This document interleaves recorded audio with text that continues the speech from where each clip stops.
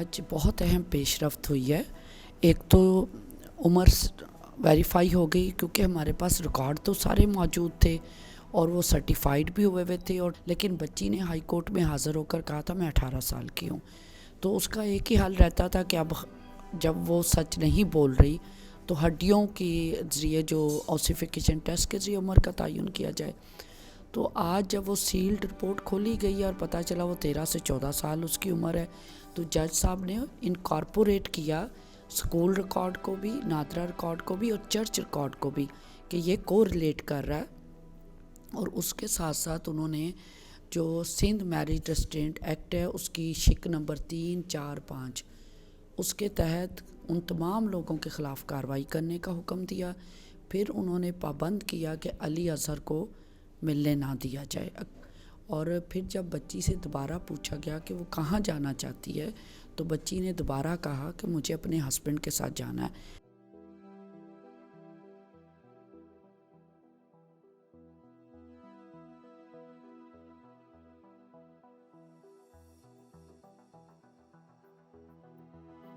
अब अच्छा है कि 2 हफ्ते का टाइम कोर्ट ने दिया है। उस बच्ची को भी ज़ाहिर है कुछ रिलैक्स होगी, वो ट्रॉमा से निकलेगी।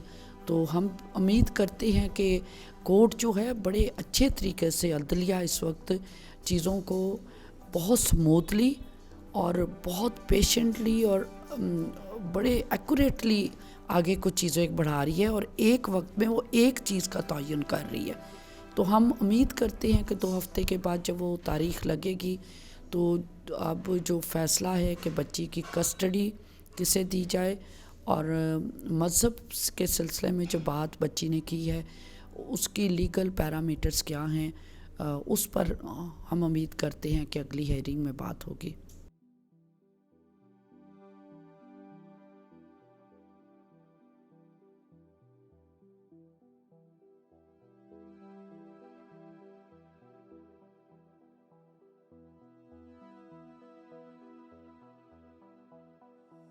कल जो है ना हम अपने बैठे हुए थे घर में ही, तो वहाँ पे इनकी टीचर है, ट्यूशन टीचर थी, वो एक स्टाम्प पेपर लेके आई थी। जो हम मियाँ बीवी पढ़े लिखे नहीं हैं, तो वो एक स्टाम्प पेपर लेके आई थी कि ये फादर जी ने बोला इसके ऊपर साइन कर दो। तो मैंने बोला बाजी आप मैं साइन नहीं कर सकता जब तक मेरा वकील ना बोले। तो हमने उनसे रिक्वेस्ट करके वो लेके अपने वकील को दिखाया था। चर्च का नाम इस्तेमाल करके कुछ शरारती लोगों ने ये एक हरकत करने की कोशिश की। आपको पता है कि हर जगह पर कुछ शरारती एलिमेंट्स भी होते हैं और शुक्र क्योंकि ये वालिदैन अनपढ़ हैं, बिल्कुल अनपढ़ हैं, उनको नहीं पता कि कौन क्या लेकर आ रहा है। तो उन्होंने जो ख़वातीन आई थी उन्होंने कहा हम जज साहिबा को मिल के आ रहे हैं, जज को मिल के आ रहे हैं। लेकिन कुछ ऐसे एलिमेंट्स हैं जो इस तरह की पिक्चर पोर्ट्रे कर रहे हैं कि शायद वालिदैन नहीं रखना चाहते। तो वो बच्ची के लिए और वालिदैन दोनों के लिए यह तकलीफ़ दे सूरत हाल है। आप नहीं समझ सकते माँ का दर्द। आज मैं कितने दिनों बाद मेरे सामने खड़ी हुई है, वो भी रो रही थी, मैं भी रो रही थी। पता नहीं वो किस चीज़ से परेशान है और मुझे उसका दुख खाया जा रहा है। मेरी बच्ची ने पता नहीं कुछ खाया या नहीं खाया, क्या मसला है, मुझे बस उसका दुख। और दूसरे कह रहे हैं कि हम अपनी उस बच्ची की कस्टडी हम लेंगे। वो कौन होते हैं मेरी बच्ची की कस्टडी लेने वाले? जब मैं माँ जिंदा हूँ, मैं अपनी बच्ची की रखवाली, मैंने पाला पोचा सब कुछ किया, दूसरा कौन मेरी बच्ची की कस्टडी लेगा? हमने वकील साहब से रिक्वेस्ट की है कि माँ को, चलो बाप को नहीं, माँ को और उसकी बहनों को, और अगर आप मुनासिब समझ लें जज साहब तो वालिद को भी एक दफ़ा मिलवा दें, क्योंकि 13 तारीख से हमने अपनी बच्ची से बात ही नहीं की।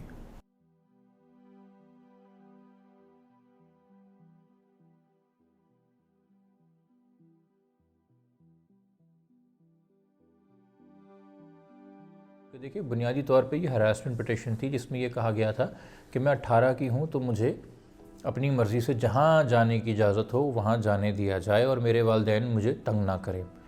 जिसका उलट क्या है कि नहीं, तुम 18 की नहीं हो, तुम माइनर हो और तुम्हारे वालिदैन को तुम्हें तंग करने से मुराद कि तुम्हारी कस्टडी हासिल रखने का हक़ है, अनलेस तुम्हारे वालिदैन कोई जुर्म नहीं कर रहे तुम्हारे साथ, कोई तशद्दुद नहीं कर रहे, कोई डोमेस्टिक वायलेंस नहीं है, कोई चाइल्ड मैरिज में ख़ुद मुलव्वस नहीं है। तो इन्हीं दो सूरतों में ऐसे एक जवाब है कि या तो वो 18 की है, उसको इजाज़त है ख़ुद से काम करने में, या नहीं है, उसके पास वो सलाहियत नहीं है कि वो अपनी ज़ात के हवाले से फ़ैसले कर सके इस नौइयत के। जो जिनका कानूनी का कहते हैं कोई नौइयत के हों, वो जब किसी का मज़हब तब्दील होता है और ख़ास तौर पे बच्चे का, तो सवाल पैदा होते हैं इसकी शादी किससे होगी, ये इनहेरिटेंस में किसके आएगा, किससे लेगा, इसकी कस्टडी किसके पास जाएगी, स्कूल रजिस्ट्रेशन वगैरह में इन चीज़ों पे जहाँ पे लिखा जाता है रिलीजन वगैरह बाकी चीज़ें, वो सारे राइट्स जो बाकी इम्पैक्ट होते हैं वो कैसे होंगे। उस हवाले से मेरे ख़्याल में कोर्ट को मुश्किल नहीं होगी तय करने में कि 13 साल की उम्र की वजह से ये बच्ची सुई जुरिस नहीं है और उसकी कस्टडी वालिदैन को देनी चाहिए और इसको लीगल इफ़ेक्ट नहीं दे सकते आप।